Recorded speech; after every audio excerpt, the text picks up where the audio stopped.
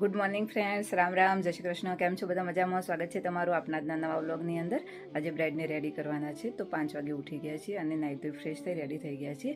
પહેલાં જે બ્રાઇડ છે એ પાર્લર ઉપર જ રેડી થવા આવવાના છે, તો એમનો રેડી કરી અને પછી બીજી બ્રાઇડને રેડી કરવા માટે જવાનું છે. તો બસ એમનો ફોન કર્યો તો એ તૈયારી છે આવવામાં. તો ફટાફટ હવે આપણે પણ પ્રિપેર થઈ ગઈએ બ્રાઇડલ મેકઅપ માટે. બ્રાઇડ દ્રષ્ટિબેન ટાઈમે રેડી થવા આવી ગયા છે. હવે એમને પૂછી લઈએ રાતનું કેવું રહીએ, રાત્રે કેવું રહ્યું મેકઅપને હેરસ્ટાઈલ? બધાને ગમ્યું ને? બસ અત્યારે એવો જ નેચરલ જ રાખવો છે.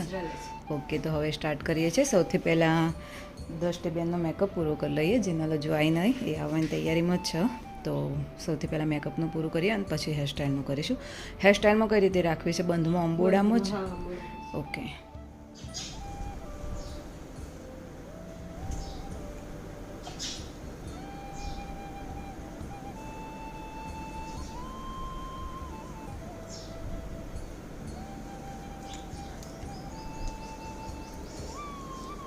અહીંયા રાખીએ, સારું કર્યું પાર્લર ઉપર, મજા આવે તૈયાર થવાની. એટલે સારું ગમે. હા, કોઈ હેરાન ના કરે. આમ ફોટોશૂટનું બધું વ્યવસ્થિત રીતે થઈ જાય તમારે.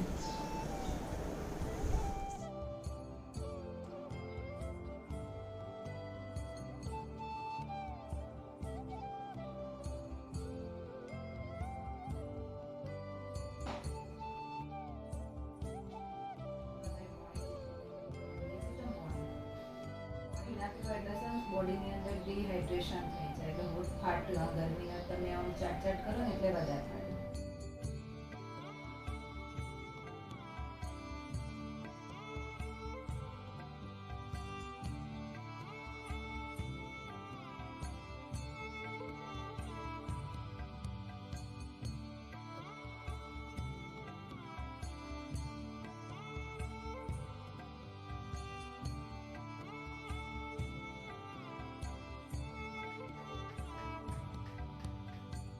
કમ્પ્લીટ થઈ ગયું છે અને હવે જીનાલે કર્યું છે હેર પ્રિપરેશન. હેર ડ્રાય કરી દીધું, હવે ક્રિમ્પિંગ સ્ટાર્ટ કર્યું છે.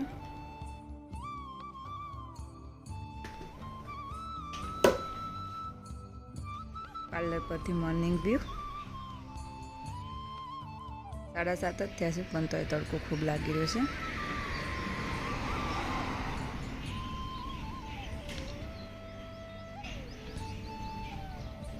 જે છે મેકઅપ કરાવવા. જુઓ, અહીંયા થઈને ગુસ્સે છે, નીચે થઈ.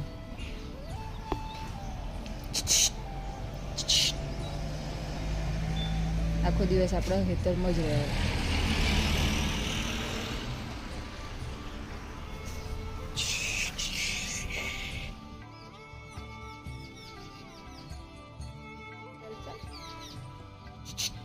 હટ, એની હોય મજા આવે, ખસતી જ નહીં. ચાલ ચાલ, ચલો આપણે જઈએ પાર્લરમાં, પાછું કામ સ્ટાર્ટ કરીએ.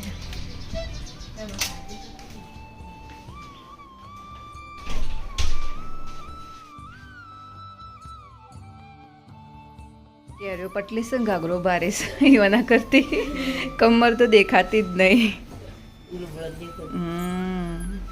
મસ્ત લાગે છે પણ સરસ શૂટ થાય કલર બધો.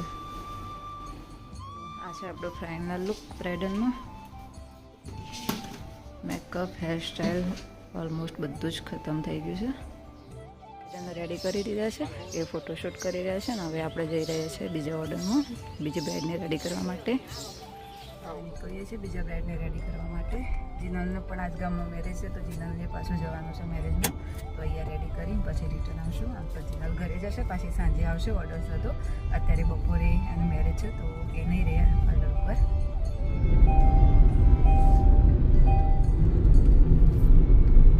આવી ગયો મંડપ.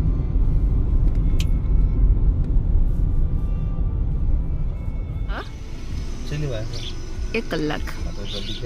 કલાકમાં બ્રાઇડને રેડી કરી દઈએ. હો, તમે શાંતિથી બેહો, પાર્કિંગ કરીને ગાડી. હા, તો નીકળી. હરિઓમ. તો જઈએ છીએ હવે રેડી કરવા માટે બ્રાઇડને. છે બાજુ ભૂલભૂલ અમને જેવું નહીં જ ને. આજના બીજા બ્રાઇડ પાયલબેન. હાય પાયલબેન.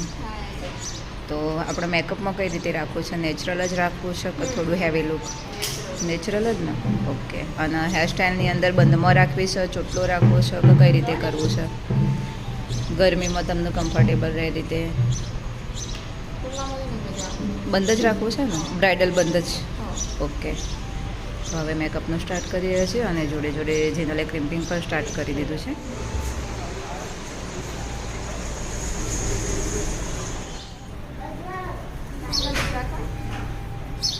ડબલમાં પછી શું થશે, તમારું બોડી છે ને મતલબ જ્વેલરી દેખાય તમારું પર, બીજું કશું દેખાશે જ નહીં. અને થોડું પણ એ રીતનું છે ને પાછું થોડું ડીપ હોય ને તો થોડી હેવી જ્વેલરી પહેરો તો સારી લાગે.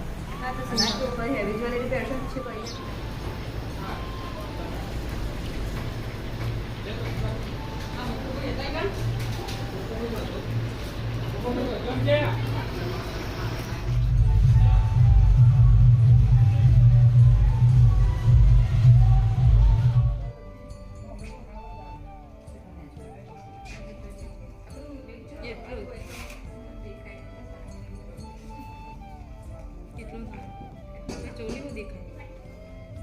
બેન રેડી થઈ ગયા છે. એમને પહેલાં બંધમાં કહેતા હતા પણ પછી એમની ઈચ્છાથી ચોટલાવાળી હેરસ્ટાઈલ કરવાની, તો પછી ચોટલાવાળી હેરસ્ટાઈલ કરી છે.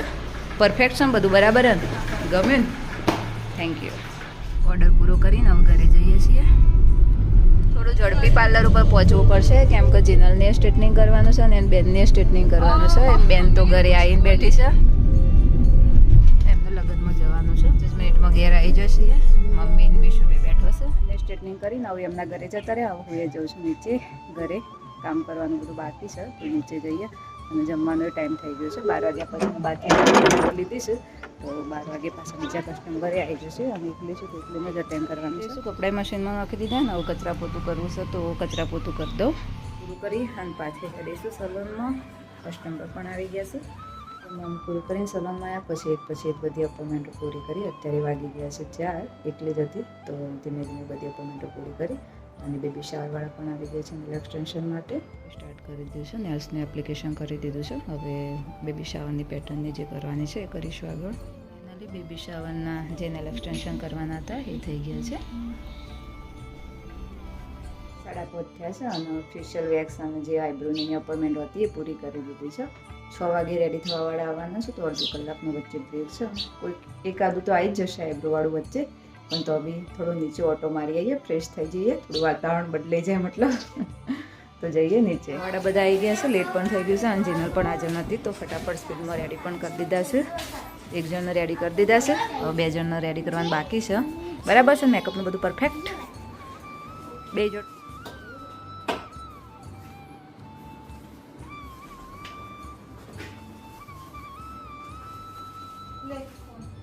રેડી કર્યા. હવે એમના નણંદનું પણ રેડી કરી દીધા છે. એમનું પણ સેમ એમના જેવી જ હેરસ્ટાઈલ જોઈતી હતી તો સેમ એમના જેવું જ કરી દીધું છે. તો લાસ્ટમાં એમના બીજા નણંદ છે એમને રેડી કરવાના છે તો હવે એમને તૈયાર કરીએ રેડી કરવાનું.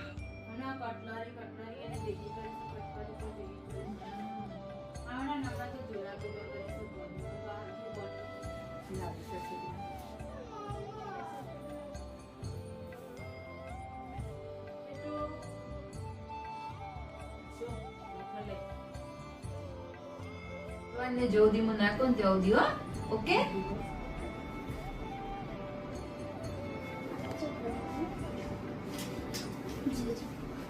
શિવાની જસો કશું પણ કઈ ખોલી હશે યાર. કોમન મેં મેકઅપ જતો રહેશે.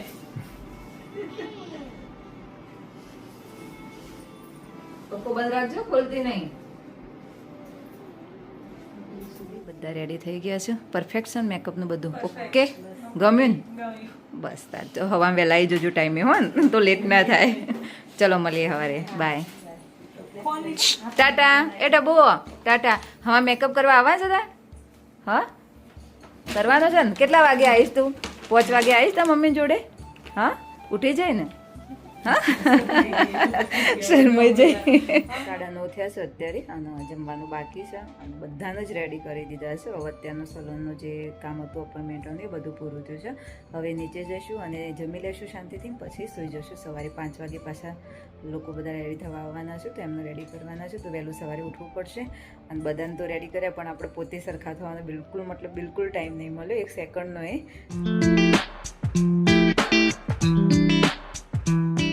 દોસ્તો તો આજની બીટી ટિપ્સમાં આપણે વાત કરવાના છીએ પાવડર વેક્સ શું છે, તેનો ઉપયોગ કઈ રીતે કરવો અને તેને કરતી વખતે કઈ બાબતો ધ્યાનમાં રાખવી.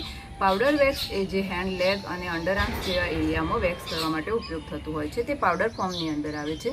તેનો ઉપયોગ કરવા માટે પાવડરને બાઉલની અંદર નીકાળી તેની અંદર પાણી મિક્સ કરી એક થીક પેસ્ટ બનાવો અને જો પણ તમારે હેર રિમૂવ કરવા છે તો એપ્લાય કરી દો. 5 મિનિટ રહેવા દે અને પછી કોટનના કપડાથી તેને રબ કરી લો.